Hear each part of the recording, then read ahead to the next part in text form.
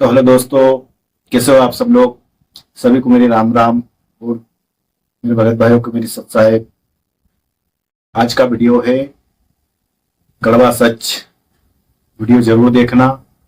बिल्कुल इस वीडियो में आपको पता चलेगा कि हमारा मनुष्य जन्म किस लिए आया है। और हमें जानना भी चाहिए कि मनुष्य जन्म है बहुत दुर्लभ है, इसे हम यूं ही बिता देते हैं। तो इसके बारे में मैंने ये वीडियो बनाया है कि हमें जानना चाहिए कि मनुष्य जन्म आखिर क्यों है, कहाँ से हम आए, कहाँ जाएंगे, इसका हमें कोई पता नहीं है। हम आए, हमारे कर्म करे और चले गए, लेकिन इसमें लोग समझ नहीं पाते हैं।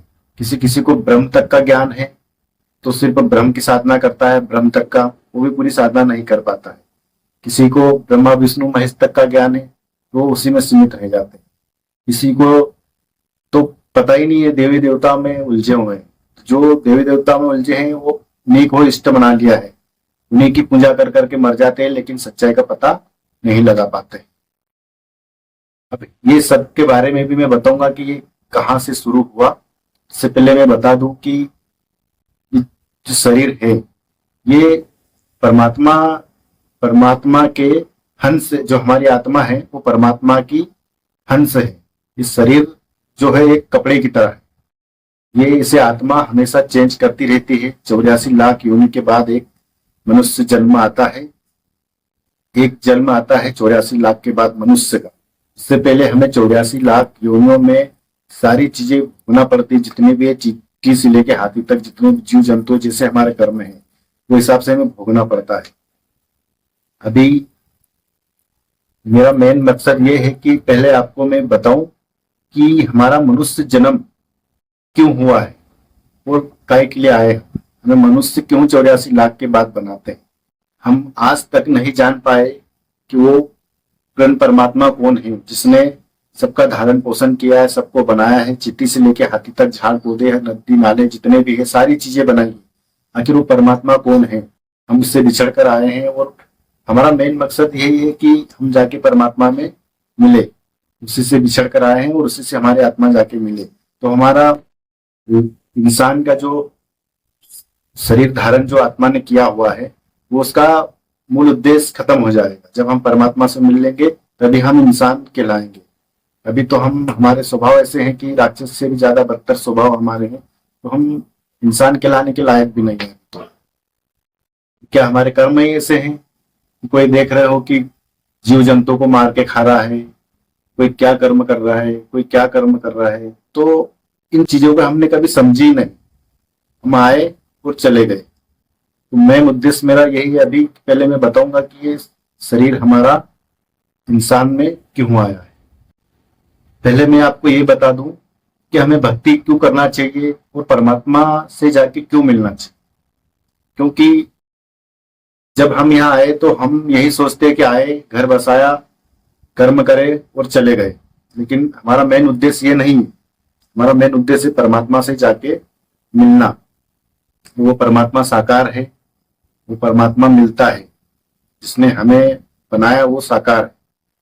जैसे हम साकार है, हम दिख रहे हैं, ऐसे ही परमात्मा भी दिखने वाले हैं। अगर हम, ये जो हमारा शरीर है ये नाशवान है, जीवात्मा अविनाशी, मतलब कहने का परमात्मा का अंश है, वो कभी मरती नहीं। हमारा 5 तत्व का शरीर है। हमारी जो आत्मा है, जैसे हम कपड़े बदलते हैं इसी प्रकार हमारी आत्मा हमारा शरीर बदलती है। हमारा जैसा कर्म है, कर्म के हिसाब से हमारी आत्मा उसी में डल जाती है। अगर हमने कुछ कर्म किए हैं, जैसे गुरु जी बताते हैं कि एक बार जिसने शराब पी ली उसके जन्म 70 जन्म कुत्ते के होंगे। तो ऐसी हमारी आत्मा है, कुत्ते में जाएगी, गधे में जाएगी, सुअर में जाएगी। जैसे हमारे कर्म है वो हिसाब से हमारी आत्मा उसमें डल जाएगी।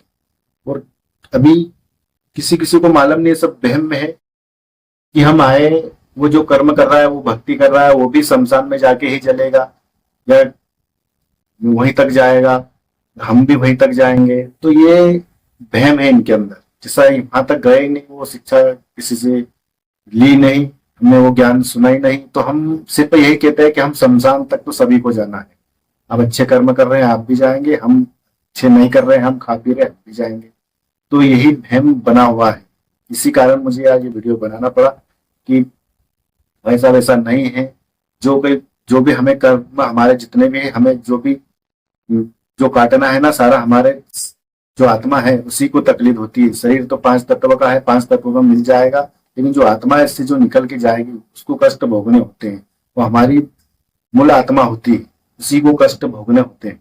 तो उस कष्ट से जैसे हमें बचने के लिए किसी गुरु की जरूरत पड़ती है। गुरु भी हो तो पूरा गुरु हो, जिसको ज्ञान हो। जैसे मैंने अभी बताया था कि कोई देवी देवता में सीमित है, कोई ब्रह्मा विष्णु महेश तक है, कोई ब्रह्म, जिसको कहते हैं कि मुझे ब्रह्म ज्ञान है। लोग कहते हैं कि ब्रह्म ज्ञान जैसे कहते हैं। अभी तो ब्रह्म को ही नहीं पहचानते कि ब्रह्म क्या है। जैसे मैं जिनको समझ नहीं है उसके बारे में बता रहा हूँ कि अभी ब्रह्म को ही नहीं पहचानते कि ब्रह्म क्या है। कह तो देते हैं कि ब्रह्म ज्ञान, लेकिन ब्रह्मा विष्णु महेश तक की वो उससे आगे नहीं बता सकते। सिर्फ कह देते हैं कि ब्रह्म ज्ञान मुझे है, लेकिन वो समझ नहीं पाते कि ब्रह्म ज्ञान आखिर है क्या।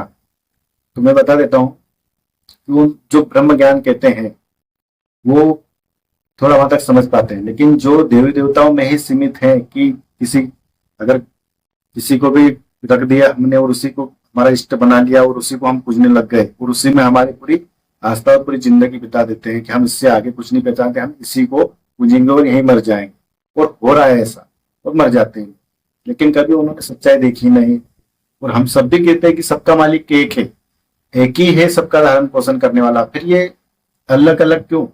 हम किसी को पूज रहे, कोई किसी को पूज रहा है, जब कहते हुए कि एक है, उसी से हमारा मोक्ष होना है, उसी के मूल मंत्र से मोक्ष होना है, उसके बाद भी हम अलग अलग क्यों? तो जो देव देवता की पूजा करता है वो उसी में सीमित रह जाएगा, जो ब्रह्मा विष्णु महेश तक करता है वो उसी में सीमित रह जाएगा, और जो ब्रह्म तक करता है वो उसी में सीमित रह जाएगा। लेकिन ब्रह्म से भी ऊपर है परमात्मा। ब्रह्म अगले वीडियो में बताऊंगा कि ब्रह्म क्या है। मतलब हमें इसके ऊपर का ज्ञान है, जो इसके ऊपर है परमात्मा। मतलब ये मेरा पहला वीडियो है, लेकिन इसके आगे भी मैं पूरा बताऊंगा ज्ञान की, परमात्मा कौन है, ब्रह्म कौन है। इसके लिए ये वीडियो को आज मैं यही विराम देता हूँ, क्योंकि थोड़ा मेरा कैमरा चल नहीं रहा है सही, बार बार